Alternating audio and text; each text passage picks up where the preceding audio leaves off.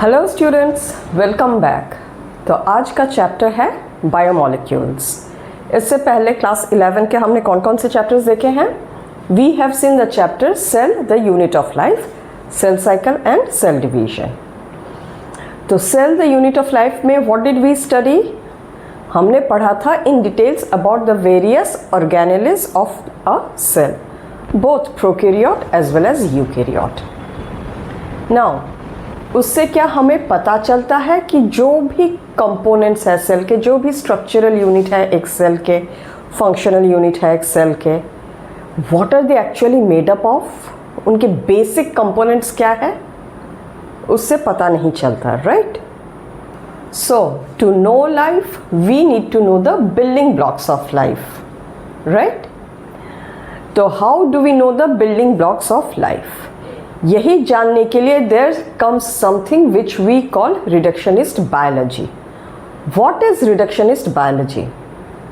Now this is a concept that understands or that aims to understand a living being in its simplest components. Now what do you mean or what do we mean when we say simplest components?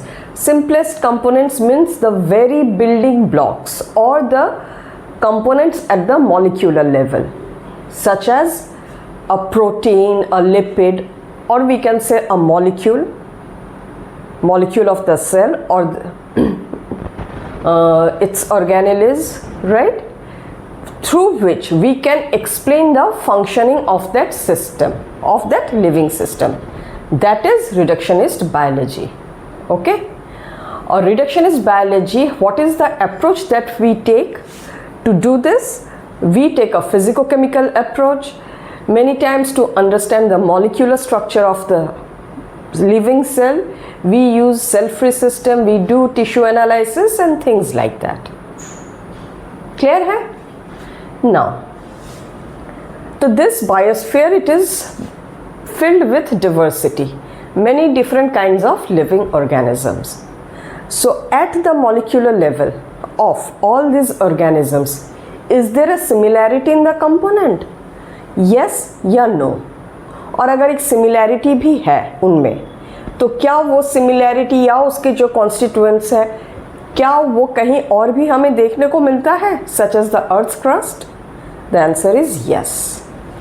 So if we do the analysis of a living tissue and a part of the earth's crust, okay, in equal measurable terms. So surprisingly, the components that are found in both the system, the living being as well as the earth's crust. Now remember, earth's crust यहाँ पे क्या? It is representing a non-living entity, right? Is very similar in absolute terms. But if we measure कि कौन से वाले में क्या क्या component है, that is in relative terms, comparable terms, तब we get to see some differences. कहीं पे कोई component ज़्यादा है, कहीं पे कोई component come. Let's see. So students, this is a table. ये table आपके book में भी है, यहाँ भी मैं draw की हूँ. So यहाँ पे elements है और यहाँ पे percentage weight of earth's crust and living beings में हमने human body लिया है. Okay? So let us look into the elements. सबसे पहले हाइड्रोजन देखते हैं. It is 0.14% in earth crust and 0.5 in human body. ज्यादा कहाँ हुआ? ह्यूमन बॉडी पे, right? So here human body has more. Carbon is very less in earth crust, 0.03 and 18.5 in human body. Oxygen 46.6, 65 in human body. Nitrogen very little in earth's crust but 3.3 in human body. Sulfur is 0.03, again very less in the earth's crust. In human body 0.3. Sodium 2.8, in human body it is 0.2. So यहाँ से कहानी change. So calcium 3.6 in earth's crust, 1.5 in human body. Magnesium 2.1 in earth's crust, 0.1 in human body. Silicon 27.7 in earth's crust, sand जो होता है उसमें तो silicon भरा पड़ा होता है, right, and it is negligible in human body. So अगर इस क्वांटिटी को अगर हम ना मेजर करें, if we don't measure the quantity in absolute terms, same elements are more और less present in earth crust and human body. But relative quantitative comparison जब करते हैं तब कुछ एलिमेंट्स ह्यूमन बॉडी में ज़्यादा और कुछ अर्थ क्रस्ट में ज़्यादा. Now how do we know कि ह्यूमन बॉडी में ये एलिमेंट्स हैं? We need to analyse. So how do we analyse? तो एनालिसिस ऑफ टिश्यू के दो अप्रोच होते हैं. For organic part we have one kind of an approach, for inorganic part we have another kind of an approach. Organic में हम क्या करते हैं? वी टेक टिश्यू, राइट, जिसका कोई से भी लिविंग ऑर्गेनिज्म का, we make a paste of it in trichloroacetic acid. Trichloroacetic acid, then we filter it. अब फिल्टर करने के बाद किसी भी चीज़ में दो पार्ट्स आएंगे. एक तो द फिल्ट्रेट जो नीचे चला गया है, जो निकल गया है, दूसरा जो रह गया है the retentate, right. So after filter what do we get here?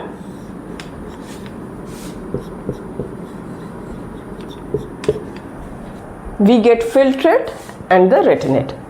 अब फिल्ट्रेट जो है हमने पेस्ट को किससे बनाया था? एसिड से. What acid? Trichloroacetic acid. तो जो उस एसिड में घुल गया है that will make its way to the filtrate. So that is why filtrate is also called the acid soluble pool. Clear? अब जो molecules एसिड में घुल नहीं पाए और ऊपर रह गए in the retinate, they represent what? The acid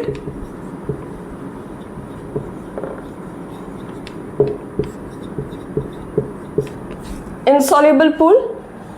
clear? अब एसिड सॉल्युबल पूल में हमें क्या क्या कंपोनेंट्स देखने को मिलते हैं? We get to see amino acid,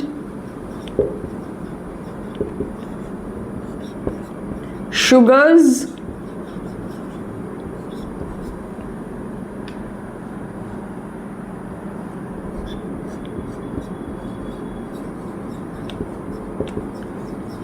nucleotides, okay,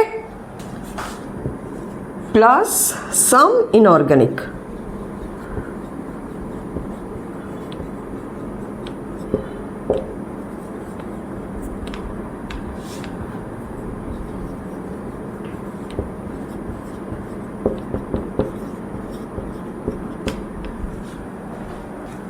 Plus some inorganic components such as sulfate, phosphate, ये सब ions भी आ जाते हैं. Okay. Now let us come to the acid insoluble.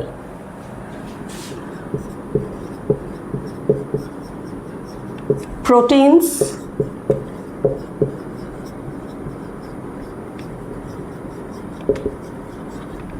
polysaccharides,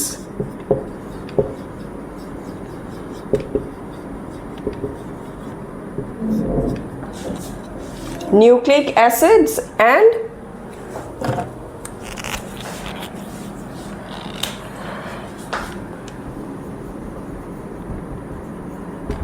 lipids. ना यू मस्ट बी वंडरिंग कि मैंने lipids को अलग ब्लू इंक से क्यों लिखा. सो पहले हम देखते हैं, ऊपर के तीन को देखते हैं. लिपिड को मैंने ब्लू इंक से क्यों लिखा वो भी मैं बोलूंगी. So if you see amino acid, if you see protein here, amino acid है, प्रोटीन है. एमिनो एसिड क्या बनाता है? आगे चल के प्रोटीन्स बनाता है. या तो फिर water proteins, they are nothing but a polymer of amino acids. Polysaccharides, what are polysaccharides? You can say they are the polymers of simple sugars. Nucleic acid, what are they? They are also the polymer of nucleotides, right? तो इधर रेटिनेट में जो भी हमें मिल रहा है इससे हम अंदाजा लगा सकते हैं कि they have a very large molecular weight. More than what? Their molecular weight are more than 10,000 daltons. This is an exception, इस पे मैं बाद में आऊँगी. और इधर के जो है ये सारे के सारे इन्हीं के मोनोमेरिक यूनिट्स हैं, so they have a less molecular weight, less than 1000 daltons. Okay, तो अब बात आती है लिपिड की। तो ये भी एक पॉलीमर, ये भी एक पॉलीमर, ये भी एक polymer. Lipid, is it a polymer? The answer is no. अगर लिपिड को मैं यहाँ पे रिटन ओके, उससे पहले एक बात बोल देती हूँ। तो इससे क्या पता चलता कि लो मॉलिक्यूलर वेट वाले यहाँ गए और हाई मॉलिक्यूलर वेट वाले ऊपर रह गए। सो लो मीन्स व्हाट? समथिंग कम। तो ये सारे के सारे माइक्रो हो गए। So what does this filtrate represent? They represent the bio micro molecules.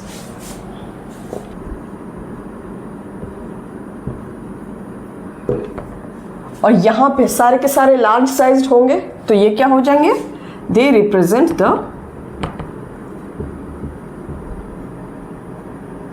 Bio macro molecules. Clear? Why they are called biomacromolecules and why they are biomicromolecules? Now let us see lipid. अब lipid का molecular weight कितना होता है पता है? It is 800 Dalton's. अगर ये 800 Dalton's है, इनका सारा का सारा मॉलिक्यूलर वेट मोर देन 10,000 है, still why do we keep them with biomacromolecules? Now what happens is that we are making a paste of the tissue. तो उसमें सेल मेम्ब्रेन्स है और सेल मेम्ब्रेन्स में लिपिड्स होते हैं। So what happens that when we are destroying the cell membrane, वो lipids सारे join करके बड़े बड़े वेसिकल्स बना लेते हैं। Okay, lipid is not soluble in water, तो वो इधर जाता नहीं है। इसने बड़ा सा वेसिकल बना लिया जो कि इनसॉल्युबल है इन दिस, तो वो अटक के यहीं रह जाता है। That is why lipid is categorized या clubbed with rest of the biomacromolecules. Clear है? Because they form vesicles and the vesicles tend to be large. ना तो ये पॉलीमर है, ना ये हाईवे वाला मॉलिक्यूल है individually. Okay, that explains it. अब आते हैं इनऑर्गेनिक में। इनऑर्गेनिक का हम कैसे करते हैं? इनऑर्गेनिक को लिखने के लिए इसको साफ करना पड़ेगा, so let me clean that. So for inorganic के लिए फर्स्ट स्टेप क्या है? Take fresh tissue. Fresh tissue मतलब क्या? जिसमें कि उसका पानी है, राइट? Weigh it.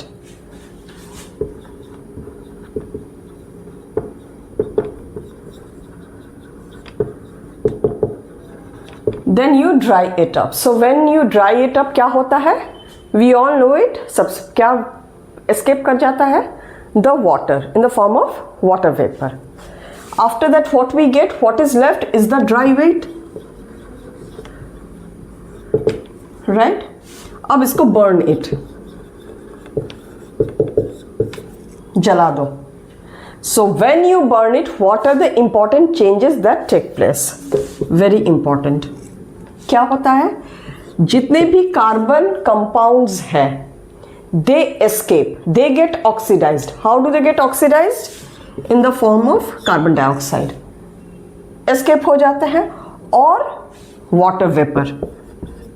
क्योंकि कार्बन कंपाउंड्स जब होते हैं बॉडी में, तो CHO, CHON ये एलिमेंट्स सारे के सारे मिला के ही कार्बन कंपाउंड्स करते हैं, the biomolecules of our body, right?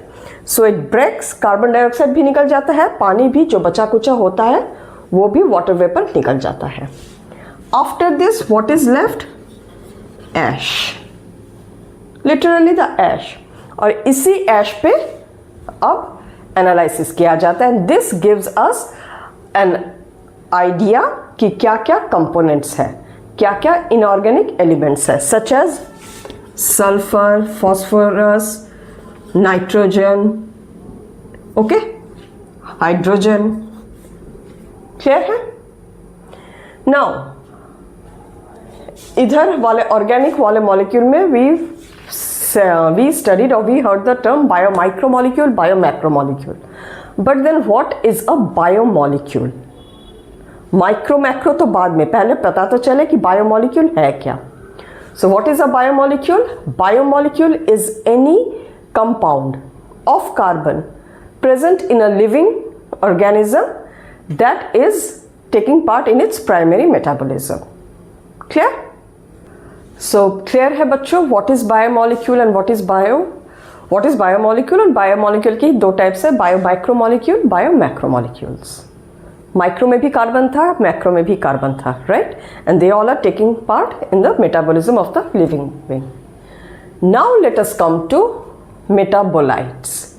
Metabolites, what are metabolites? Metabolites are any compound that is going to take part in the metabolism of the organism.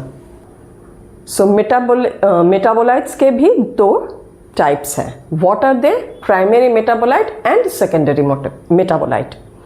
तो primary metabolite, primary से ही अंदाजा लगा सकते हैं कि primary means something that is of primary order या first order. तो क्या primary metabolites are the metabolites or they are the compounds which take part in primary metabolism in that living organism.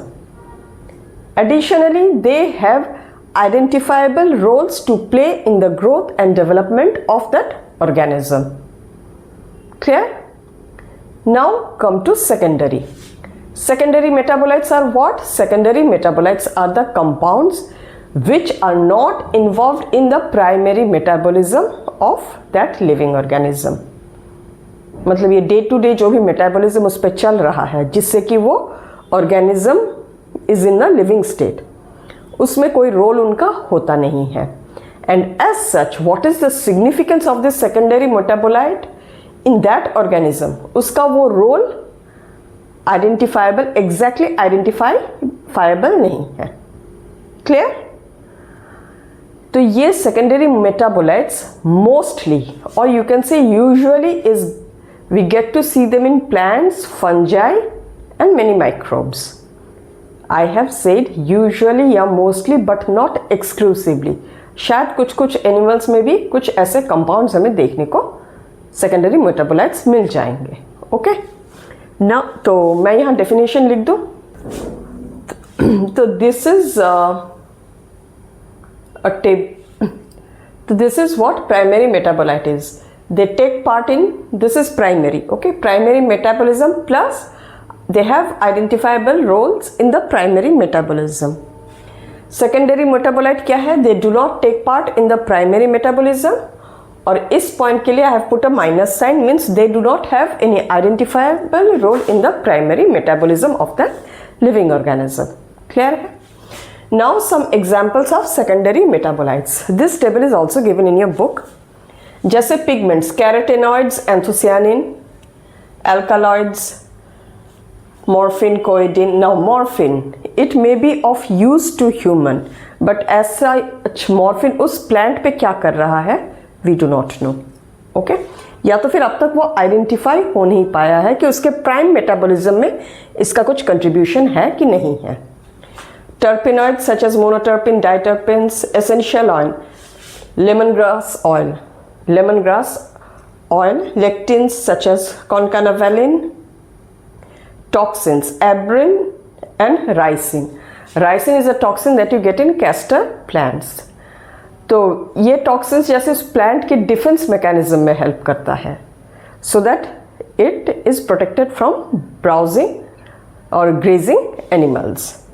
Drugs such as vinblastine, curcumin. Curcumin we get from turmeric, right? तो curcumin हमारे लिए फायदेमंद है, पर उस plant को क्या फायदा पहुंचा रहा है? We do not know. So some of the roles of the secondary metabolite is that they help in the defense of the plant. Many of the metabolites, secondary metabolites in plants may help in attracting pollinators, right? Now attracting pollinator is not a primary metabolic function. Clear है? वो तो reproduction के लिए हो गया. Primary metabolism मतलब क्या? All the life processes that you need on a day-to-day basis to keep it alive. Clear है? फिर जैसे इनमें से भी कुछ, जैसे ये हमारे लिए drugs, we make drugs out of them, and some of them, these elements may be poisonous for us. तो सेकेंडरी मेटाबोलाइट्स के good as well as bad uses for human beings होते हैं. So now that we are done with how to analyse a tissue, what are its molecules, organic as well as inorganic और metabolites क्या है. Now it is time that we bring out the list of the biomacromolecules and the micromolecules and we study एक के बाद एक. Clear है बच्चों? तो सबसे पहले हम स्टार्ट करेंगे कार्बोहाइड्रेट से. But before that I would really like to know from you कि अब तक जो पढ़ाई हूँ क्या वो समझ में आया. अगर आया हो तो please let me know in the comment section and please give a like to this video. So the first biomolecule that we are going to see is carbohydrate. So carbohydrates, what are carbohydrates? Carbohydrates को saccharide भी बोला जाता है. क्यों? क्योंकि saccharide means sugar और carbohydrate के constituent elements sugar ही होते हैं, right? तो carbohydrates are nothing but organic molecules made up of carbon, hydrogen and oxygen, which follows the formula C. So they are organic compounds. The organic compounds of CHO with the formula CnH twice N and ON. This is the formula of the basic structure of carbohydrate. Additionally क्या feature होता है? Plus they have alcohol group या hydroxyl group plus presence of a carbonyl group.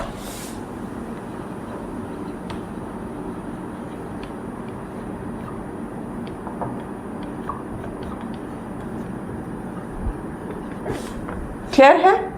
ये carbonyl group जो है it can either be an aldehyde or a ketone. Okay तो ये तो हो गया definition of carbohydrate along with its feature.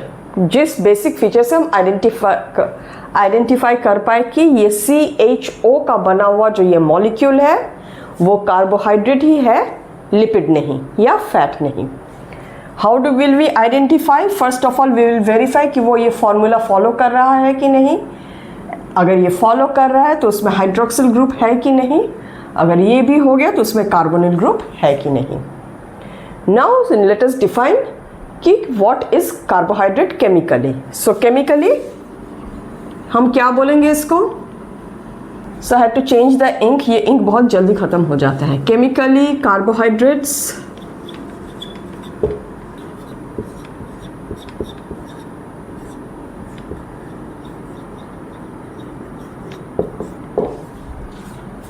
तो ये हो गया chemical definition of carbohydrate. So carbs are polyhydroxy, aldolases और ketoses. Carb CHO polyhydroxy, aldo मतलब पॉलीहाइड्रोक्सी मीन्स इस वाली ग्रुप को डिफाइन कर रहा है कि उस केमिकल में multiple more than one alcohol group है. और ये कार्बोनिल जो ग्रुप है वो either it is in the form of aldolases. अगर एल्डोलेसेस हो गए तो टर्मिनल होंगे means the aldehyde will be at the terminal end of the molecule.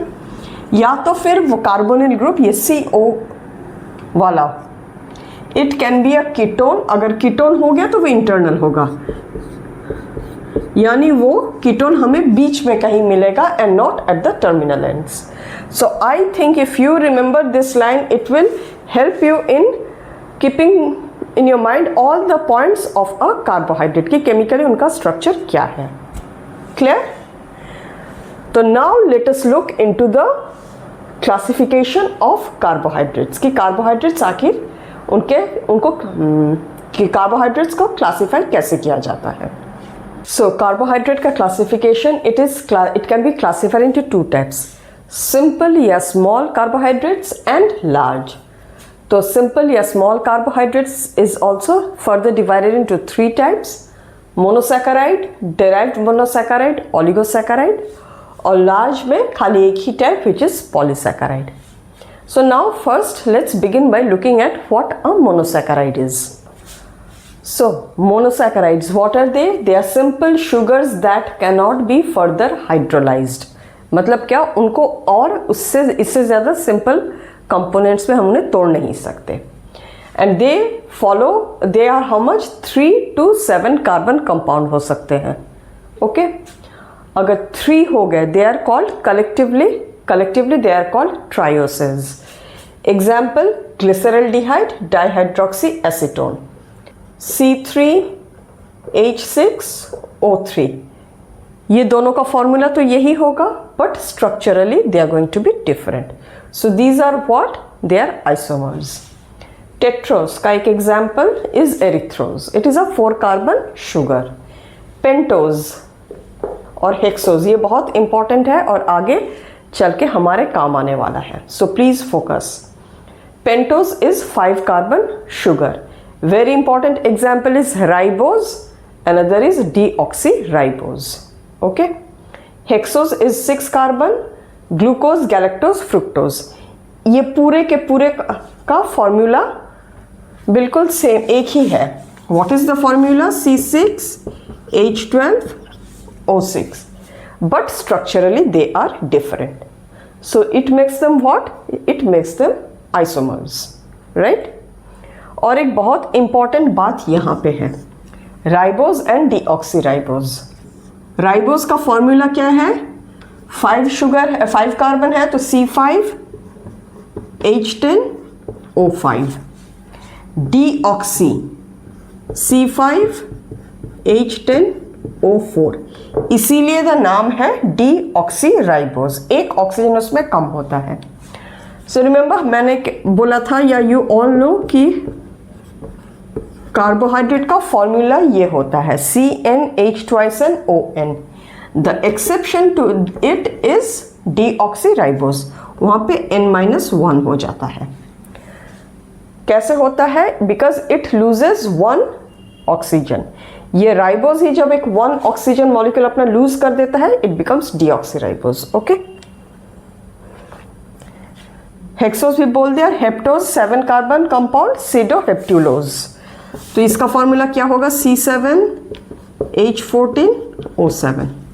Okay, तो now let us look into these 2 category, pentose and hexose, closely as they are very important. Now, pentose and hexose exist as both open chain and ring form. यही 2 category of monosaccharide ऐसे होते हैं जिनका structure open chain हो सकता है, which means linear, या it can have a ring like structure. Okay, if they exist in ring like structure के भी 2 तरीके होते हैं. तो रिंग भी 2 तरीके के हो सकते हैं. So ring structure can exist in 2 forms. या रिंग 2 तरीके के स्ट्रक्चर्स पे हो सकते हैं. Furanose is always a pentagonal ring जिसमें एक ऑक्सीजन होगा. Pyranose is a hexagonal ring जिसमें भी एक ऑक्सीजन होगा. ये हो गया सिमिलरिटी. बाकी हर जगह C C C C. Same here.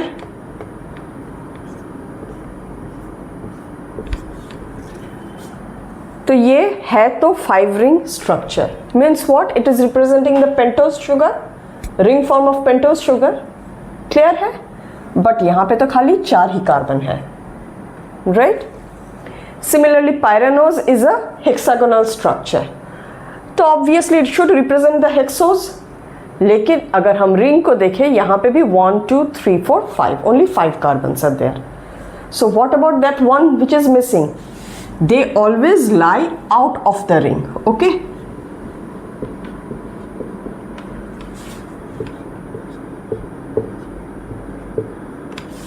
So numbering इनका हमेशा कैसे होता है? Always take the oxygen और उसके पास जो कार्बन होता है that is the carbon number 1. 1 2 3 4 and this is the 5th. In case of hexagon 1 2 3 4 5th and this is the 6th. अब यहाँ क्या क्या होने वाला है? OH H. तो ये हो गया क्या? ये हो गया हमारा एक pentose sugar in its furanose form. So what is a furanose or a pyranose ring structure? It is either a pentagonal or a hexagonal ring structure with 1 oxygen and 4 या 5 carbons in the ring. The 5th and here the 6th carbon is always out of the ring. Okay? तो ये हमारे पास क्या structure है? This is the structure of ribose in its ring form. और ribose को अगर हमें ओपन फॉर्म में देखना है, what will it be like? 1 2 3 4 5 CH2OH कर देते हैं.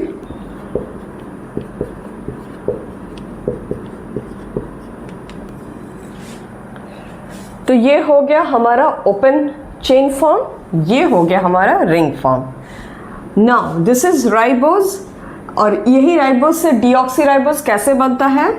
When the alcohol of the second carbon loses it's oxygen.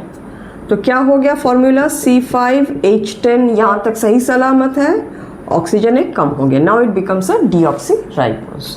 Okay, अब इसका देख लेते हैं. This also C. ओके, यहाँ पे HOH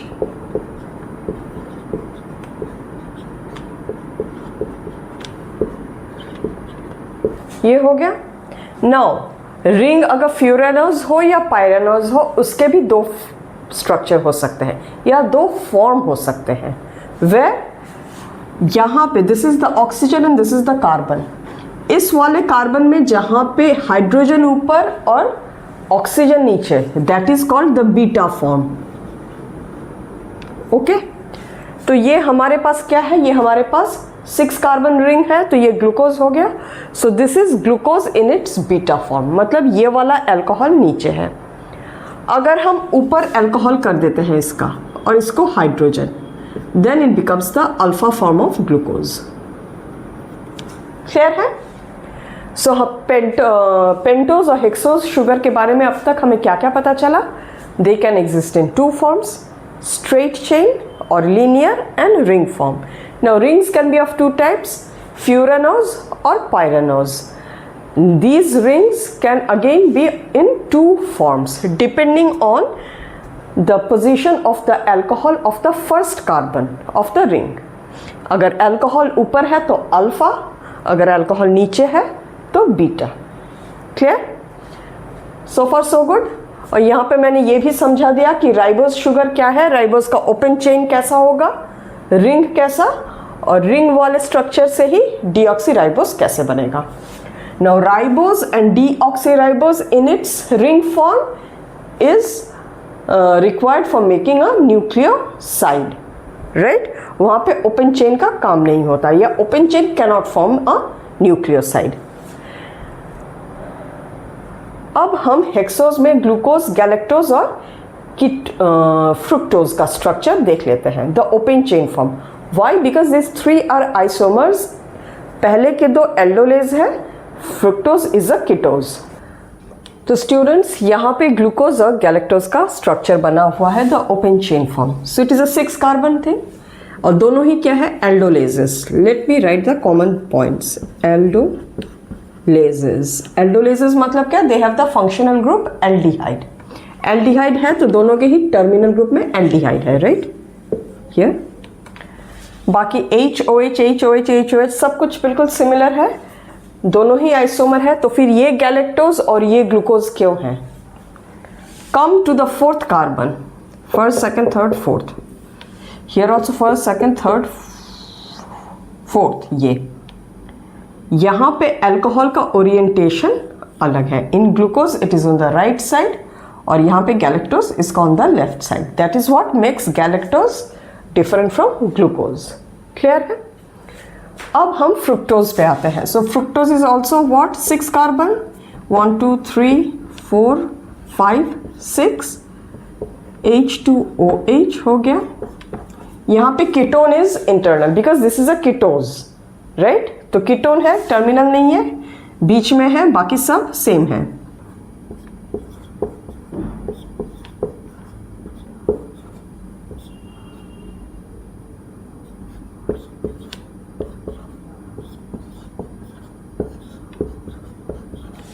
क्लियर है? फ्रुक्टोज हो गया. अब यही ओपन फॉर्म से जब ये चेन फॉर्म होता है, this skeleton moves around and attaches here, इसीलिए हमें ये ये कार्बन ऐसे देखने को मिलता है, ये ऑक्सीजन यहाँ से।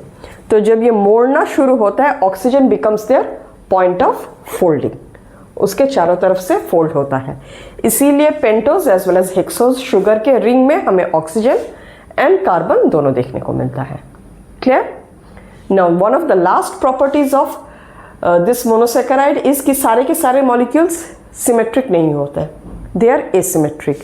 अब एसिमेट्रिक होता है तो एक एक molecule depending on it's symmetry it will rotate light. अब जो rotate the sugars which rotate light in the right direction are called dextrorotatory, and which rotates light in the left direction or left side is called levorotatory. Clear? Now all the sugars अब तक हमने जो पढ़ा ट्रायोसिस से लेके heptoses तक, main is pentose and hexose जो हमारे काम आने वाला है। उसमें से hexoses are the one that's usually white and crystalline and sweet in taste. Glyceraldehyde या dihydroxyacetone, don't expect them to be sweet in taste. Okay, so with this we are done about everything monosaccharide, the first type of small carbohydrate. Now let us look into derived monosaccharide.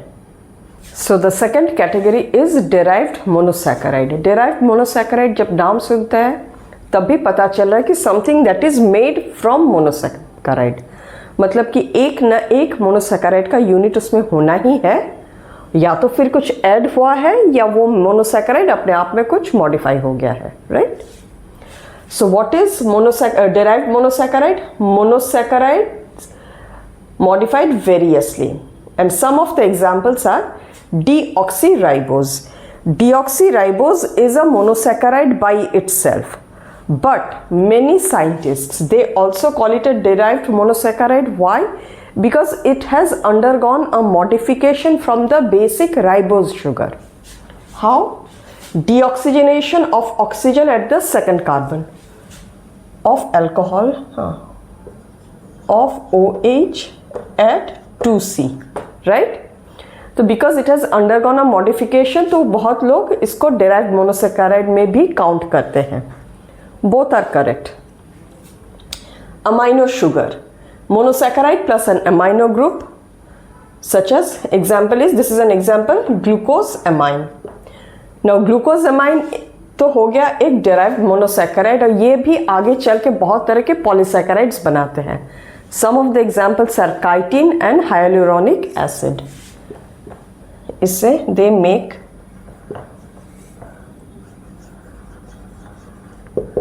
chitin एक polysaccharide है, hyaluronic acid is also a polysaccharide.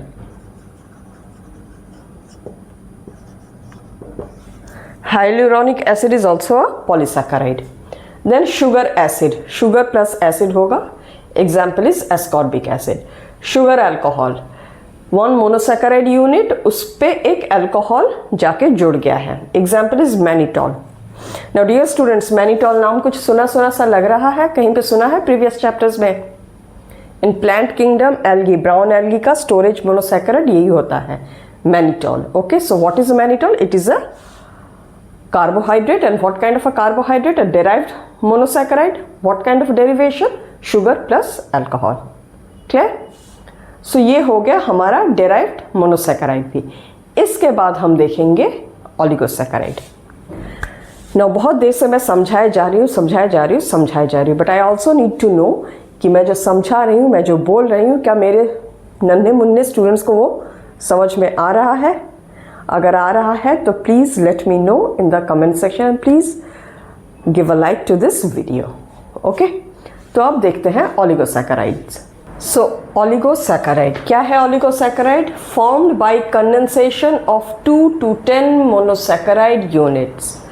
तो अब तक हम monosaccharide and derived monosaccharide में we were talking of compounds which were 3 to 7 carbon long, anywhere between 3 to 7 carbon long.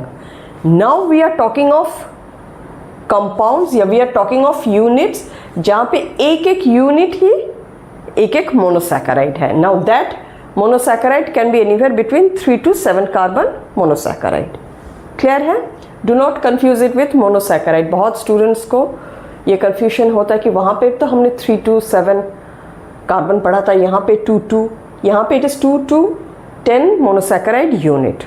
Okay, and this is why many people they classify carbohydrate as mono, oligo and poly, और mono में ही वो derive रख देते हैं. Okay, but many से कि यहाँ तक तो ये स्मॉल है, they are not very humongous in structure, but ये बहुत बल्कि एंड ह्यूमंगस इन स्ट्रक्चर है. तो इनको पहले दो मोटा मोटा कैटेगरी में रख दे, फिर इनके सब कैटेगरीज बना दे. ओके,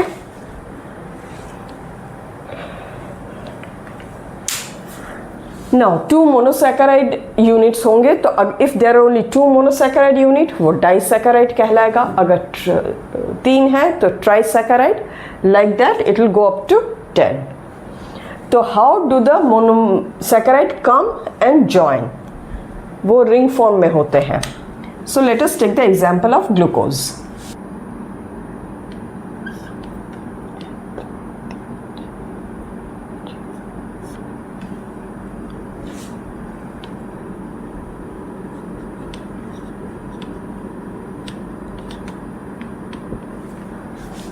ये एक ग्लूकोज का हो गया. मैं यहाँ पे ना CHOH लिख देती हूँ because I want to keep it simple. CHOH.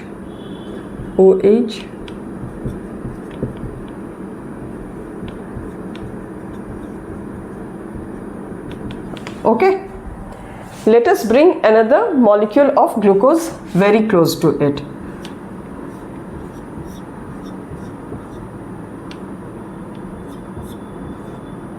Clear है? इसका भी CHOH हो गया. Now they will combine. How do they combine? 1 molecule of water is eliminated. तो what are the carbons that are associated? इसका ये फर्स्ट कार्बन हो गया, इसका ये फोर्थ कार्बन हो गया, right? So after this what is the structure left?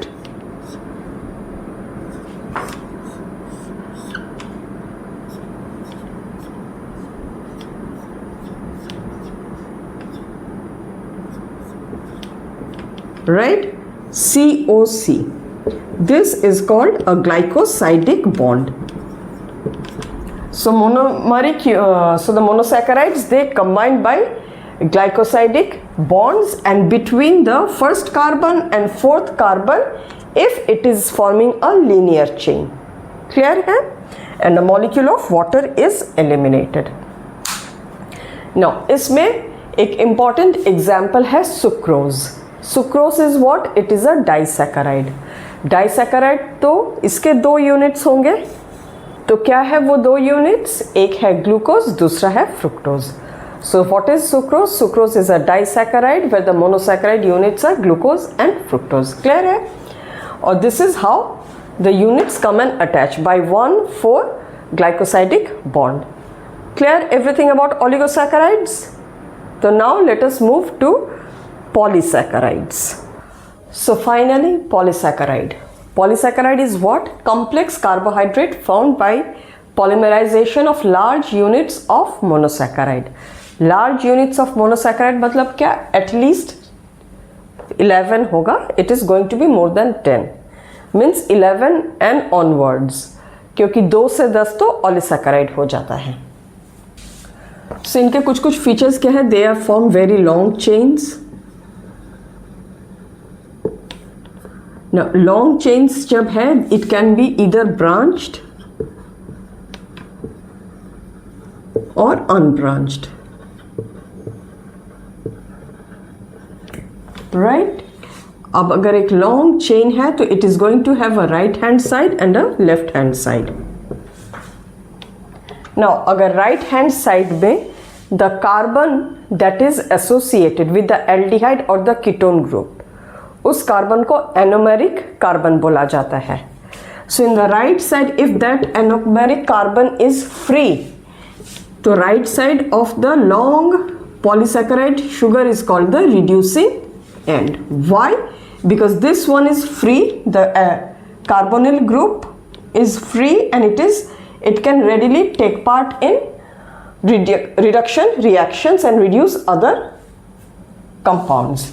और left side where anomeric compound या carbon is not free या वो यहाँ है ही नहीं, तो उसको कहा जाता है the non-reducing end.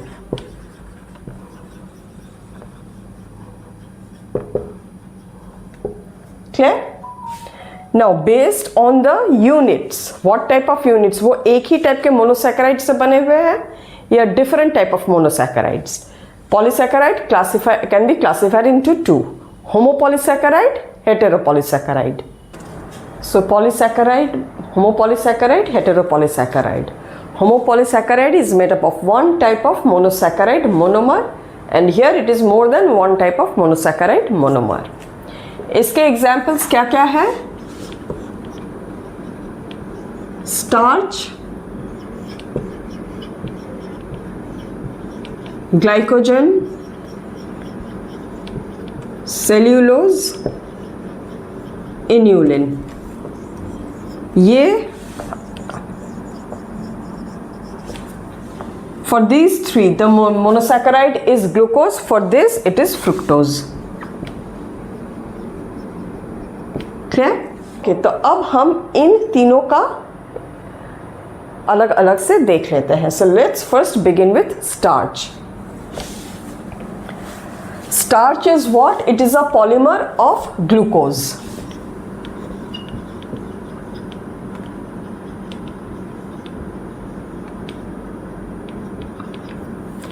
But क्या ये बिल्कुल straight forward glucose है? No, it is not that easy. Starch, structurally if you see, it consists of two different types of structural units. One is amylose, another is amylopectin. Now ये दो units जो है, they are made up of glucose. Glucose polymer, ये दोनों ही है. Clear है? Then what is the difference? Amylose में glucose, how does it form a polymer? It forms a straight but helically folded chain. Okay? अब straight chain अगर है, glucose के molecules यहाँ पे कैसे होने वाले हैं? They are going to be in the ring form, right? And how will they form the? 1 minute. Yes. How will they be joined? 1 and 4 alpha glycosidic linkage. यहाँ पे ये जो हेलिसेस है, एक एक हेलिसेस में there are 6 molecules of glucose. Clear है? Amylopectin का स्ट्रक्चर कैसा होता है? It is straight. वो हेलिसेस फॉर्म नहीं करता, but it may have branches, side branches. और जहाँ साइड ब्रांच होता है वहाँ बॉन्डिंग कैसे होता है? यहाँ पे as well as in glycogen के ब्रांचिंग में भी द बॉन्डिंग इज सेम. जैसे ये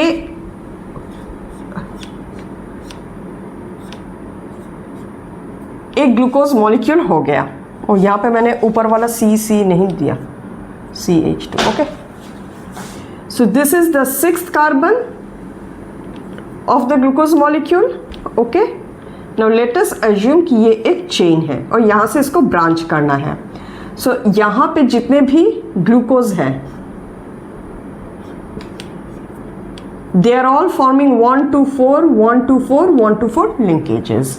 ब्रांच के लिए the 6th carbon of the glucose of the straight branch and the 1st carbon of the side branch. Clear है? This is the first. तो यहाँ पे 1 to 6 अल्फा लिंकेजेस या 1 to 6 glycosidic bond होता है. Is that clear? ना students में एक एक बात को बिल्कुल कहते हैं ना, तार खोल खोल के, तार खोल खोल के, तार करके समझाना. मैं बिल्कुल वही कोशिश कर रही हूँ. So it is very important for me to know कि मैं जो समझा रही हूँ, if I am able to convince you across this channel, across the screen. Okay, please let me know in the comment section. Now many of you may be wondering कि ma'am ये सब exactly these words are not there in our book or in our but वहाँ पे ये सारी के सारे बातें हैं, शायद एक साथ आर्टिकुलेट करके पॉइंट वाइज दिया हुआ नहीं है, but if you look at the diagram of a glycogen या स्टार्च या फोल्ड कैसे होते हैं या आयोडीन टेस्ट, सब कुछ अलग अलग जगह पे दिया हुआ है. So please do not think that I am teaching anything out of the syllabus. मैं पूरा डिटेल्स में एक एक चीज़ को इसीलिए समझा रही हूँ कि जो भी सिलेबस में मेंशन है, आई पर्सनली बिलीव कि उस एक एक चीज़ के कॉन्सेप्ट को बहुत क्लियरली अपने दिमाग में बैठाना, and then you can start mugging it up. But if clarity is not there in your दिमाग, आगे बढ़ना मुश्किल होगा. ओके तो ये हो गया स्टार्च का structure. Starch structurally of 2 units, amylose amylopectin, और वो 2 यूनिट्स को कौन बनाता है? ग्लूकोज ही बनाता है. Now what is starch functionally? It is the storage polysaccharide for plants, right? अब आते हैं इसके बाद ग्लाइकोजन में. ओके ग्लाइकोजन में ऐसा 2 यूनिट्स नहीं होता. Glycogen is animal starch, sorry animal polysaccharide, animal storage polysaccharide. वहां पे स्ट्रेट ब्रांच होगा, स्ट्रेट चेन, और ब्रांच अगर होगा तो यही 1 to 6 structure होगा, right? So the structure would be always something like this for glycogen.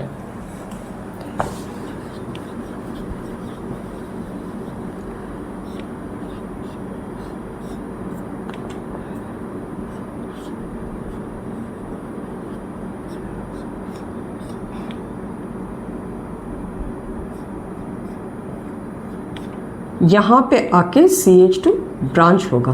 Okay clear है? ये ब्रांच ऐसे ऐसे होते जाएगा. 1 4 1 4 1 4. यहाँ पे this is the 6th and this is the 1. That is all about glycogen. और उसके बाद आता है ओके ग्लाइकोजन भी होगा, ये एनिमल पे हो गया स्टोरेज पॉलीसैकेराइड. उसके बाद आता है cellulose. Cellulose is also made up of glucose, but those are simple straight chain like structures. Okay कहाँ देखने को मिलता है? In the cell wall of plant cells as well as in cotton fibres, right? Now the 4th type of a homopolysaccharide is inulin. Inulin क्या है? It is a homopolysaccharide of fructose.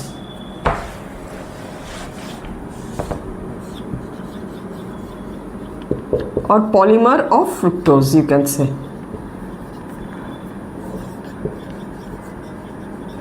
It is also a storage polysaccharide. कहाँ देखने को मिलता है? In the bulbs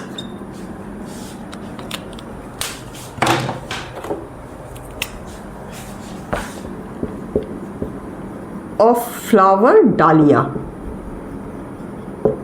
clear है? हो गया? So far so good.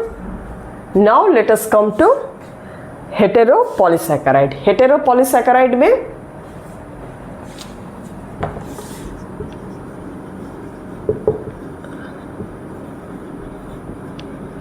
Peptidoglycan is an important example. Peptidoglycan हमें कहाँ देखने को मिलता है? In the cell wall of Monera kingdom, right?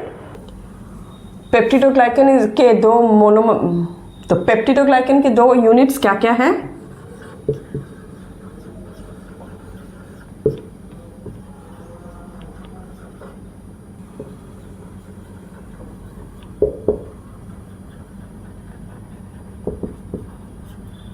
N-acetyl glucosamine plus N-acetyl muramic acid. फिर है hyaluronic acid.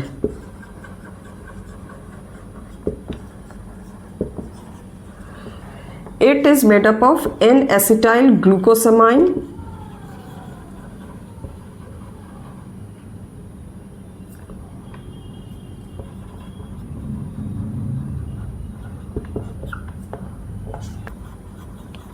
plus glucuronic acid. Okay. Now एक और एग्जाम्पल है chitin. Chitin is also a polysaccharide, but chitin थोड़ा सा there are 2 opinions when it comes to chitin.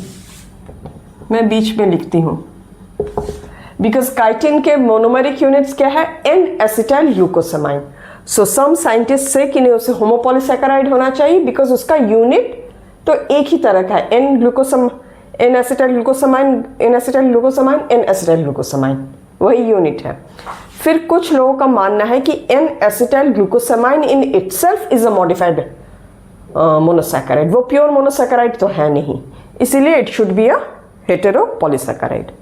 Okay, तो ये हो गया classification of polysaccharide based on their constituent monosaccharides. Now if you want to classify polysaccharides from their functional point of view, मतलब वो storage का काम कर रहे हैं या स्ट्रक्चरल का, then we have another classification which is storage carbohydrates as well as structural carbohydrates. So now functionally if we are dividing polysaccharide, तो एक कैटेगरी हो जाता है स्टोरेज पॉलीसैकेराइड जहाँ पे स्टार्च, ग्लाइकोजन, इन्यूलिन हमें देखने को मिलता है, और अगर स्ट्रक्चरली देखें then cellulose, chitin and hyaluronic acid. Clear है? नो ये तीनों ही पॉलीमर ऑफ ग्लूकोज है, एक स्ट्रक्चरल फंक्शन कर रहा है, बाकी दो स्टोरेज का, और ये फ्रुक्टोज का है। These two are heteropolysaccharide. Clear है? So with this we are done with everything about carbohydrates. तो my dear students, क्या समझ में आया? Have I been able to simplify carbohydrates and make it easily understandable to you? Please let me know in the comment section. Now मैं इस video को बहुत लंबा और स्ट्रेच नहीं करना चाहती. I hope कि if I stop here it will be ideal for you कि आप इस वीडियो को देख के the introductory part of the chapter as well as carbohydrates को बहुत अच्छे तरीके से समझें। आप इस वीडियो को देखिए, समझ लीजिए, आपके क्या कमेंट्स हैं, let me know in the comment section. Go through your chapter and very soon I will see you with the next part of this video on the next part of this chapter, which will include other topics such as amino acids, proteins, nucleic acids. Okay, this is a long interesting chapter, so and also very important at the same time, so I'm breaking this chapter into multiple videos. Okay, so आज के लिए यहीं तक and I'm going to see you very soon. Take care, study hard, bye.